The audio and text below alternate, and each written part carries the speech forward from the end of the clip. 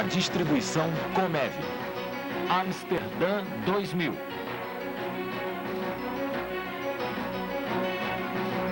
Com o Dr. Billy King. Motivos para o evangelismo. Versão brasileira, Dublamix, Rio. 북한에서 온 대표단들 축하드립니다. I'm not speaking. Eu não vou falar na minha língua. Uma vez, um evangelista americano famoso foi à Coreia pedindo um intérprete. A primeira coisa que ele disse foi: estou morto de cócegas em estar aqui. E o intérprete não entendeu bem, porque algumas expressões americanas não estão nem no dicionário Webster's. Então ele parou e perguntou o que ele estava dizendo com aquela expressão. Não se faz isso quando se interpreta. Porque ele não entendeu o que eu disse. Eles não entenderam o que ele disse. Então não tem importância como eu traduzo. Mas esse tradutor era mais honesto do que a maioria dos tradutores e perguntou o que ele queria dizer com morto de cócegas em estar ali. Isso se repetiu durante 4 vezes e a reunião quase foi por água abaixo. Finalmente o tradutor disse: o que esse homem quer dizer é que ele vai se coçar sem parar até morrer.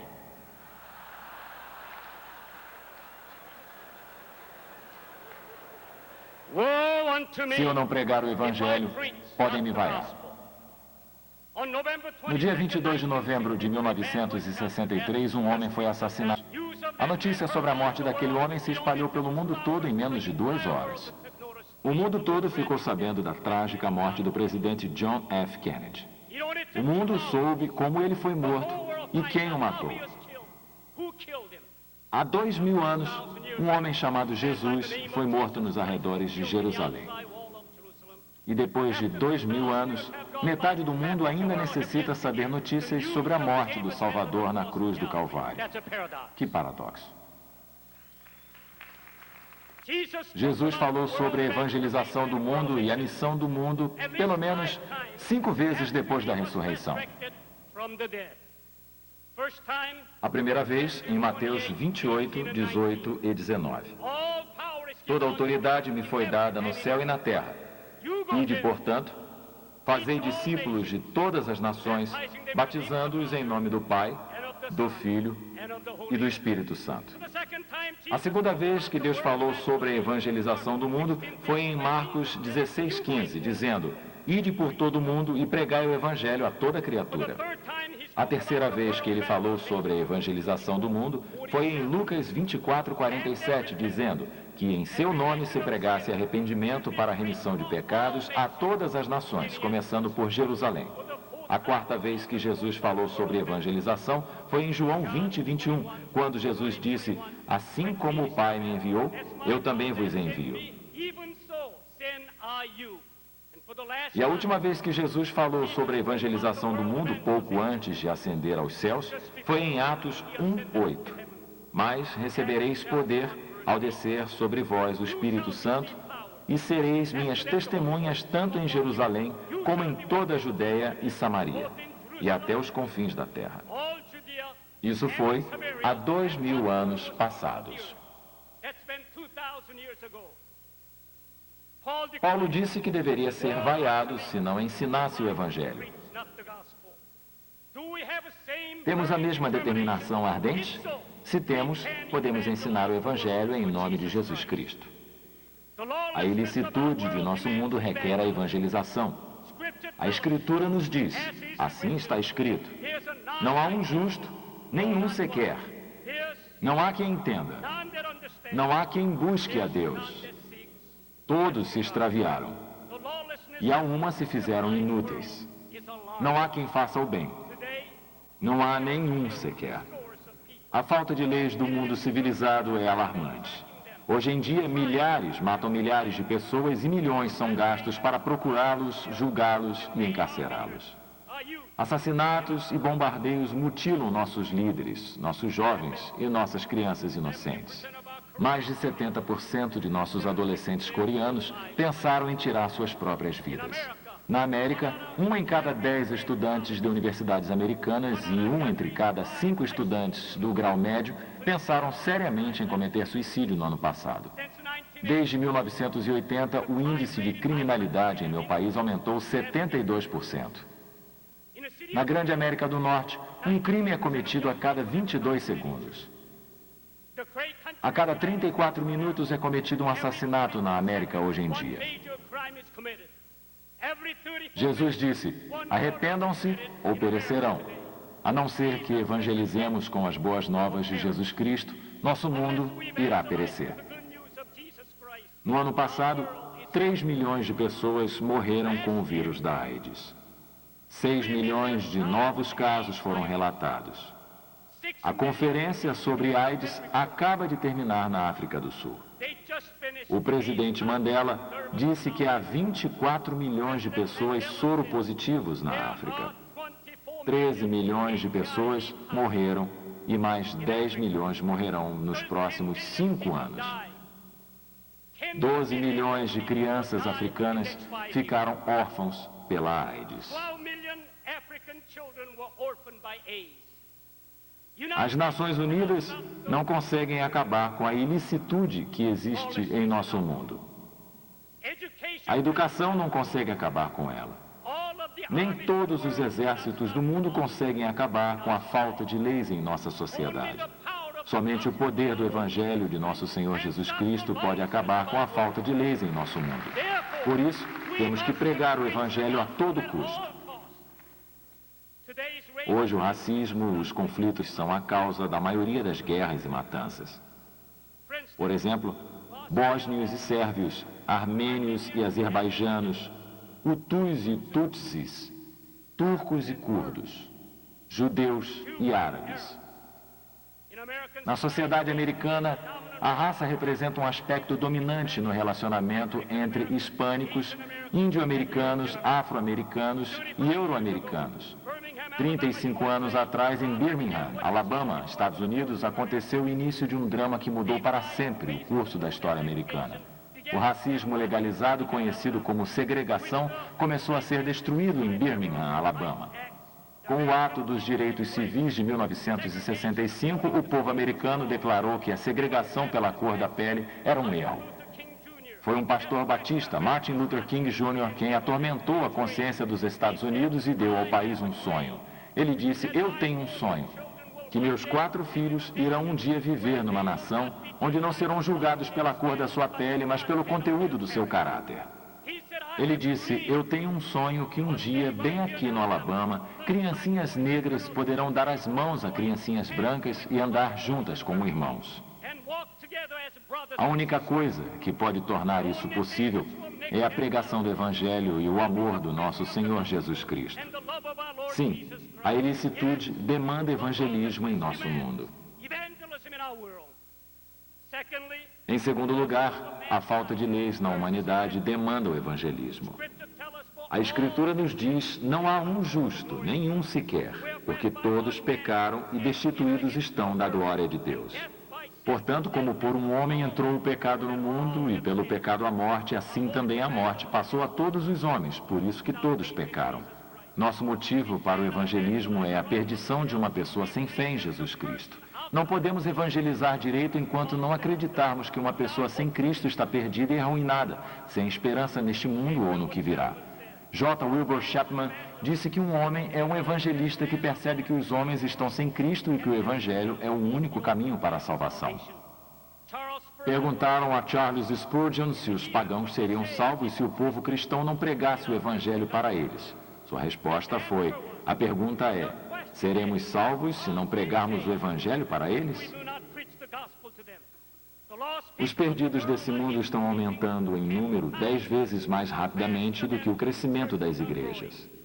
Jesus disse: porque o Filho do Homem veio buscar e salvar o que se havia perdido.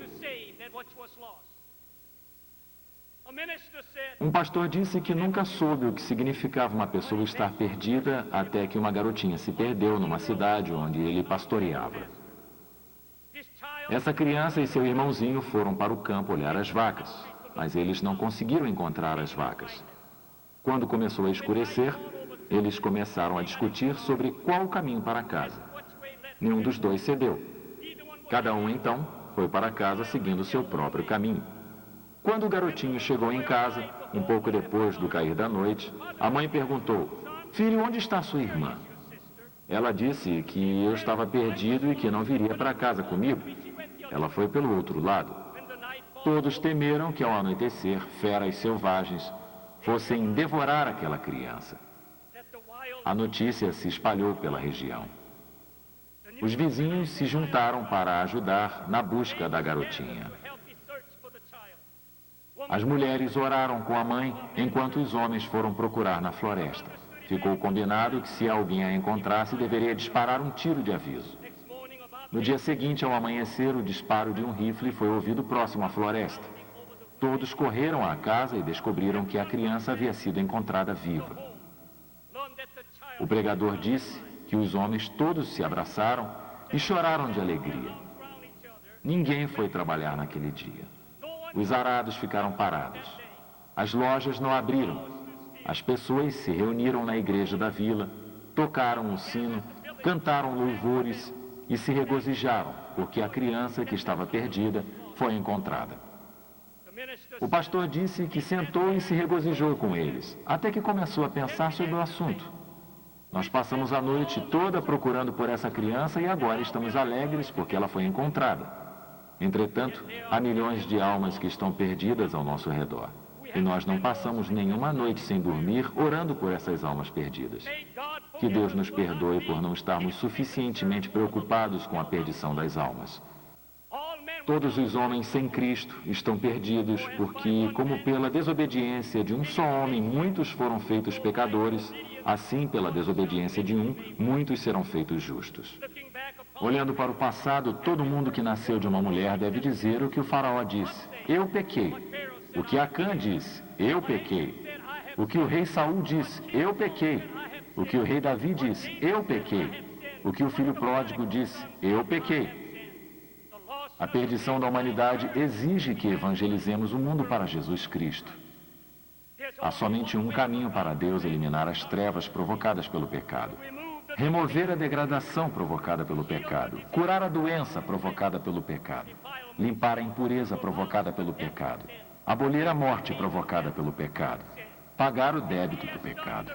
Isso se fez através da obra redentora do nosso bendito Senhor Jesus Cristo na cruz. Ele pagou o débito, ele enfrentou a morte, ele limpou a impureza, ele curou a doença, ele removeu a degradação. Ele é a vida. A taxa mundial de mortes é de 40 milhões anualmente. Entretanto, 2/3 nunca ouviram o evangelho do nosso Senhor Jesus Cristo. Será que isso não é o bastante para nos desafiar a evangelizar o mundo? Durante 17 anos eu nunca havia ouvido a história do Evangelho. Ninguém havia me dito que Jesus morreu pelos meus pecados. Eu nunca tinha ouvido João 3,16, porque Deus amou o mundo de tal maneira que deu o seu Filho unigênito para que todo aquele que nele crê não pereça, mas tenha a vida eterna. Somente quando houve a Guerra da Coreia, minha cidade foi destruída. Um dia o exército americano montou acampamento perto da minha casa. Alguns garotos como eu foram até lá porque tínhamos ouvido dizer que os soldados americanos tinham chocolates para nos dar.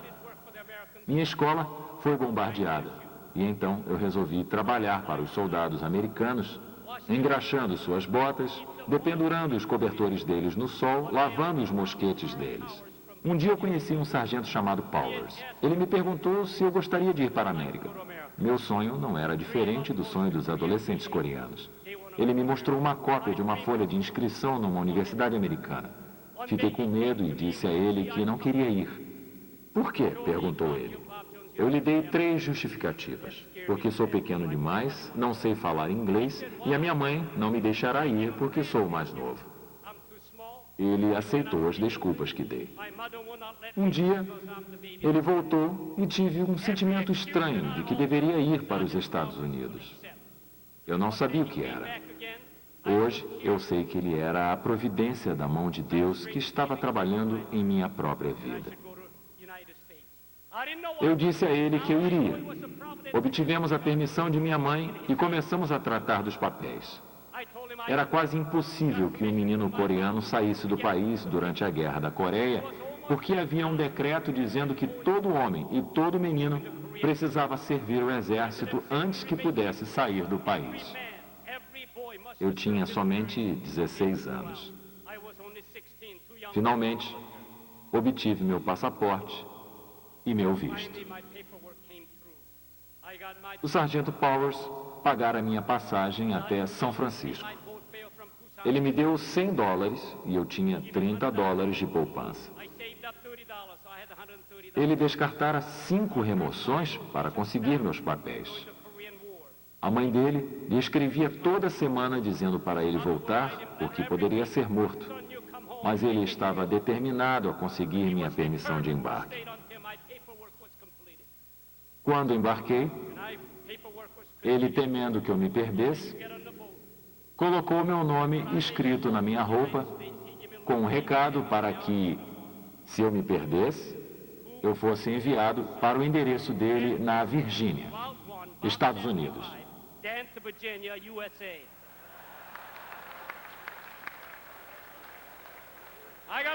Eu embarquei e 2 semanas depois cheguei a São Francisco, 2 dias antes do Natal.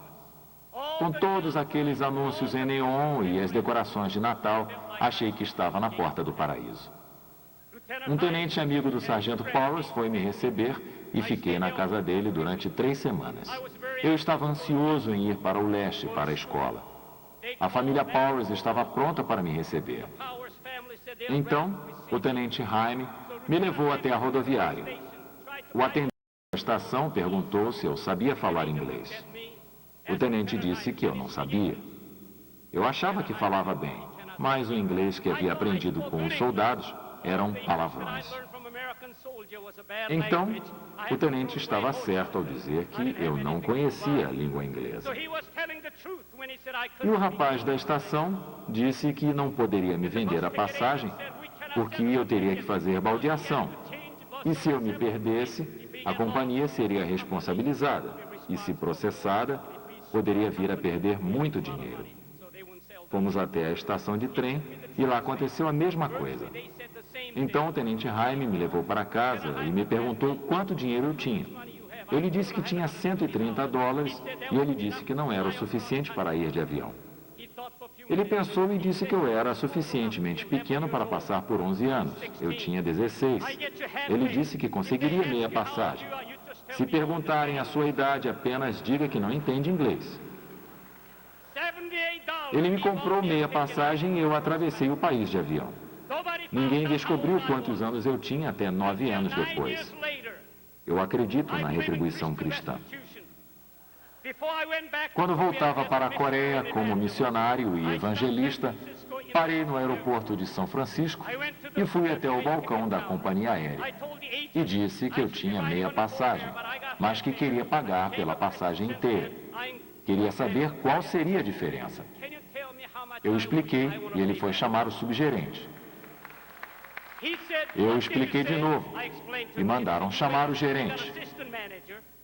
E contei para ele. Ele ligou para a central e voltou dizendo que, já que eu estava indo por uma boa causa, a linha aérea gostaria de ajudar.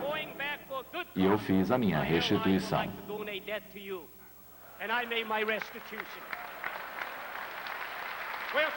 O sargento Powers me levou para a Carolina do Sul. Fomos até o registro da escola. Eles pediram para ver o meu histórico escolar. A melhor coisa que aconteceu na Guerra da Coreia. Minha escola foi bombardeada e os meus registros foram queimados. Não tinha histórico. Ele me perguntou em que série eu estava. Eu disse que havia começado o 2º ano do 2º grau, quando a guerra começou. Vamos colocar você no 1º ano. Se não conseguir, irá para a 8ª série. Se não conseguir, irá para a 7ª. E se não conseguir, então mandaremos você de volta para a Coreia. O sargento Powers pagou a anuidade, me deu adeus e se foi. Fiquei sozinho naquela escola. Não entendia inglês. Fiquei com saudades de casa. Me sentia tão sozinho que desejava não ter saído da minha terra. Um dia, um aluno da faculdade veio até o meu dormitório com um livro preto. Ele abriu em João 3,16. Porque Deus amou ao mundo de tal maneira que deu o seu Filho unigênito para que todo o que nele crê não pereça, mas tenha vida eterna. Ele me perguntou se eu gostaria de receber Cristo como meu Salvador. Perguntei se ele iria acabar com a minha saudade e minha solidão. Ele disse que ele não apenas acabaria com a minha saudade e minha solidão, como me daria paz, felicidade e uma finalidade na vida. Eu disse que gostaria de receber Cristo como meu Salvador. Ele disse para nos ajoelharmos ao lado da cama e orarmos. Ele me pediu para orar. Eu nunca havia orado na vida e não sabia orar. Ele perguntou se eu podia tentar orar em coreano. E eu assenti. Ó Deus, eu sou um pecador. Por favor, perdoe os meus pecados. Entre em meu coração. Quando terminei, ele orou em inglês. Quando terminou, colocou os braços em volta de mim e disse que não tinha entendido nada do que eu havia dito, mas que tínhamos Deus, que além do inglês também entendia a língua coreana. No chão de um dormitório de escola, eu abri meu coração para receber a Cristo. Naquele verão, eu voltei para a Virgínia, para a casa do Sargento Powers. Depois de terminarmos de cortar a grama, nos sentamos na soleira. Eu lhe contei que algo maravilhoso havia me acontecido, que eu havia recebido Cristo como meu Salvador. Lágrimas começaram a rolar pelo seu rosto. Eu disse que jamais confiara em Cristo e que havia recebido Cristo como Salvador. Naquela mesma tarde, o Sargento Powers recebeu Cristo como Salvador.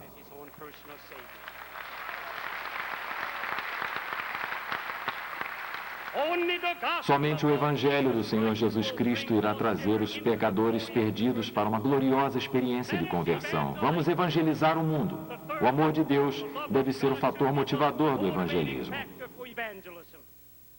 Porque Deus amou o mundo de maneira que deu o seu Filho unigênito para que todo aquele que nele crê não pereça, mas tenha vida eterna. Por que devemos evangelizar?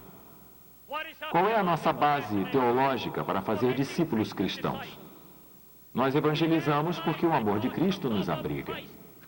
A nova tradução da Bíblia em inglês diz, porque o amor de Cristo não nos deixa outra alternativa.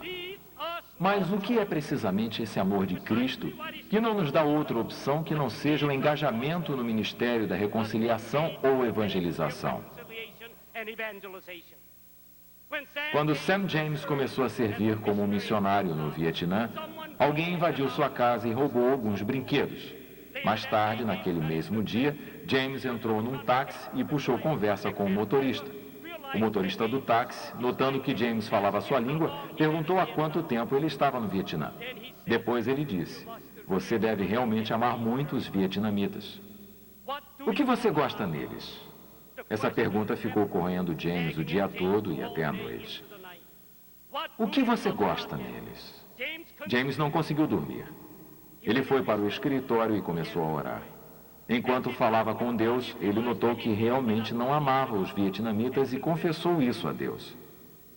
Então pareceu que Deus estava dizendo a James, Sam, eu não te mandei para cá porque você ama os vietnamitas. Eu mandei você para cá porque eu quero amá-los através de você. Porque Deus enviou o seu Filho ao mundo não para que condenasse o mundo, mas para que o mundo fosse salvo por ele.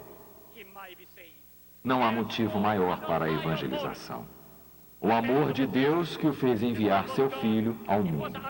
A Bíblia é o livro do amor, há testemunho do amor de Deus no Velho e no Novo Testamento. No Salmo 136, o salmista escreveu, porque o seu inabalável amor dura para sempre. A Bíblia inteira pode ser resumida em João 3,16, no chamado de Pequeno Evangelho. Porque Deus amou o mundo de tal maneira que deu o seu Filho unigênito para que todo aquele que nele crê não pereça, mas tenha vida eterna. Esses dois verbos, amar e dar, estão ligados um ao outro. Você não pode ter um sem o outro. O amor sempre dá. Dar é a natureza do amor. David Wilkerson disse a Nick Cruz, Deus te ama. Cruz era o líder de uma das piores gangues de Nova York. Cruz cuspiu em Wilkerson e o mandou ir para o inferno. Em pouco tempo, entretanto, Cruz se converteu e se tornou um evangelista. O amor de Deus é poderoso o suficiente para transformar um duro líder de gangue num ardente evangelista. É o amor de Deus que nos motiva a evangelizar o mundo. Nós temos uma história que tem de ser contada ao mundo. O pior pecador pode ser alcançado pelo amor de Jesus Cristo. Uma mulher samaritana teve 5 maridos e foi rejeitada pela sociedade. Mas quando encontrou Jesus, ela foi maravilhosamente transformada. Disse-lhe Jesus: vai, chama o teu marido e vem cá. A mulher respondeu e disse: não tenho marido. Disse-lhe Jesus: disseste bem, não tenho marido, porque tiveste 5 maridos, e o que agora tens não é teu marido. Deixou, pois, a mulher o seu cântaro e foi à cidade, e disse àqueles homens: vinde, vede um homem que me disse tudo quanto tenho feito. Porventura, não é este o Cristo? Um pastor muito conhecido nos conta da preocupação que uma garotinha de 7 anos tinha com seu pai, que não era salvo. Essa garotinha estava morrendo quando o pastor esteve com ela. Ele sentou. O que você quer, Mary? O pastor perguntou. Eu queria ver você antes de morrer, ela disse. Por quê? Ele disse. Você está morrendo? Sim, senhor. Você não gostaria de ficar boa de novo? Eu espero que não, senhor. Por que não? Por que, senhor? Ela disse. É que desde que eu me tornei cristã, eu tenho tentado trazer o meu pai para ouvir você pregar, mas ele não quer. Eu acho que se eu morrer, você vai fazer meu funeral, não? Sim, Mary, disse o pastor. Bem, estive pensando, se eu morrer, meu pai vai ter de ir ao funeral. Então você vai poder pregar o evangelho para ele. Eu poderia morrer até 6 vezes, só para que ele pudesse ouvir o evangelho pelo menos uma vez.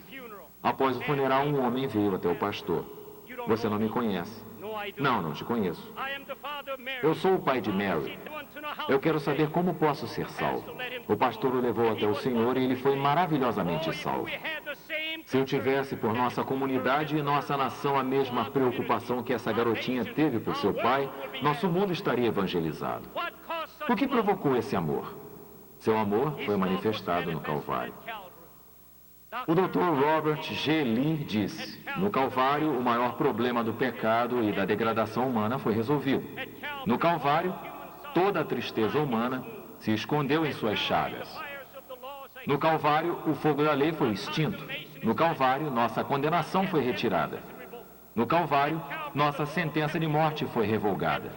No Calvário, a porta do céu foi aberta. No Calvário, a fonte da salvação foi liberada. No Calvário, a amargura do mundo foi adoçada. No Calvário ainda ecoa, porque Deus amou o mundo de tal maneira que deu o seu Filho unigênito. Quem foi esse Jesus que quis ir ao Calvário e pagar o preço? Ele nasceu numa vila obscura. Ele trabalhou numa carpintaria. Ele era um evangelista itinerante. Ele nunca teve um escritório. Ele nunca teve uma casa. Ele nunca cursou universidade.